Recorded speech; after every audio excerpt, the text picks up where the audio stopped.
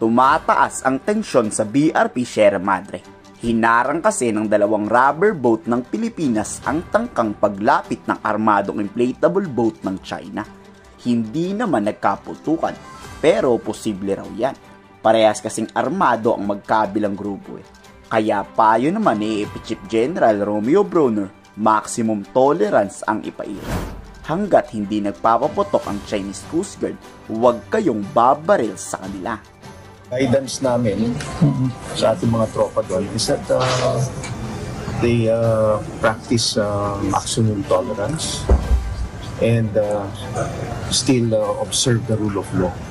So hayaan natin na mag-violate ang China ng rules of engagement or international law. Basta tayo, we will remain in our post. And we will make sure that we continue to hold our sovereignty and our sovereign rights. Pero kung magkabarilan daw at may namatay na Pilipinong sundalo dyan, red flag yan ng China.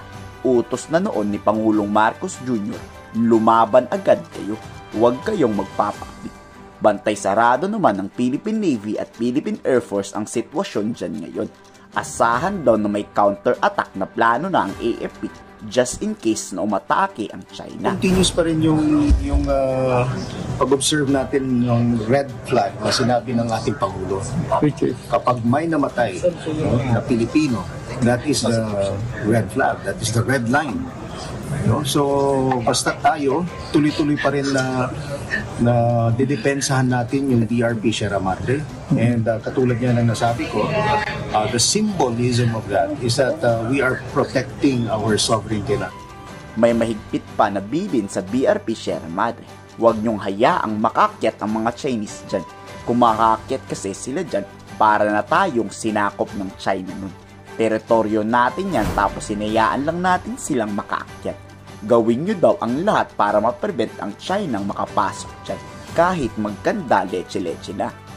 Ang utos ko ay pigilan, na maka-board yung Chinese dun sa BRP Sierra Madre. Pero sir, sa ngayon, If they do that, we will prevent them from doing so, because by boarding our ship, it's like coming into our territory. Hindi naman daw natatakot ang mga sundalo doon, ika ni General Bronner. Pero ang kakaiba lang talaga, first time may bitbit ang China na high-powered firearms. Mukhang plano talaga ng Chinese Coast Guard to.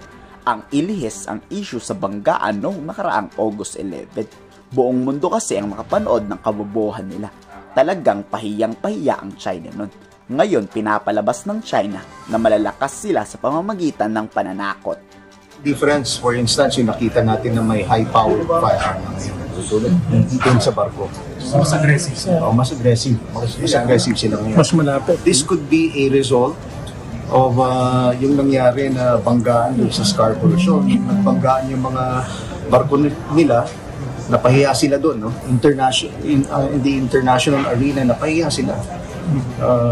And so, I think, yun nga, dahil napahiya sila, mukhang gumagawa sila ng mga hakbangin upang mapahirapan tayo lalo.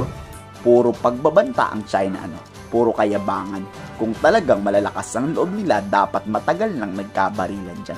Tapos tignan natin kung gaano kayo tatagal pag nagkagera kayo kontra sa US. I-komento sa baba yung salobi.